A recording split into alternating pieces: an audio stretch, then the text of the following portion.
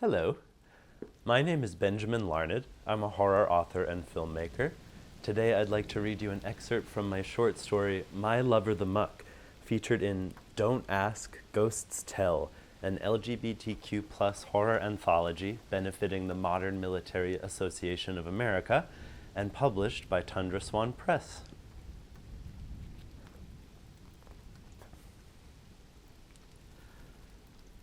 August 1st.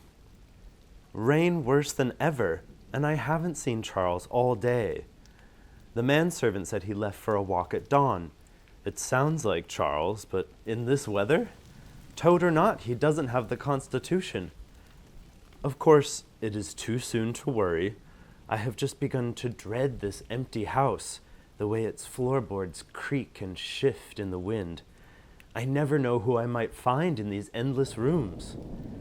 There is no one to find, of course, besides my awkward reflection in the mirrors. This is not an exciting enough place for a ghost. Past 2 and no sign of Charles. The manservant said he left without lunch. So like him to forego mortal concerns in the face of ambition. He's eaten nothing since dawn, and the rain has not let up. We are in the marsh, with deep wells all around us, any of which might swallow a man and leave no trace. Ugh, such a lonely way to die. Night, and he is still gone. The manservant has called the police. They won't be able to help us until morning, they say. Whatever happens, it is out of our hands. Is it wrong that I cannot react with any great emotion until I know for certain that he is gone? God damn it, I sound like a tragic bride, my husband already a ghost, forever lost to the earth. Or perhaps I'm just drunk. I will wait for him. I must believe he will come back. I awoke to noise, shuffling in a distant room. I ran toward the sound, down one hall and out another, into the library. A dripping shadow leaned against the window. I stopped in the doorway, and it lurched toward me. I shrieked. The apparition said, "What's the matter, dear?" There was Charles, my dear Toad, getting bog muck all over the antique rugs. That idiot did get lost, he said. He was frozen through, covered in mud. I bathed him and fed him dinner, after giving him a piece of my mind. He's warm now, tucked in bed, safely dreaming. I feel more relieved than I ever thought possible. The thought of returning to America alone, a widower. Well, best not to entertain the notion. August 3rd.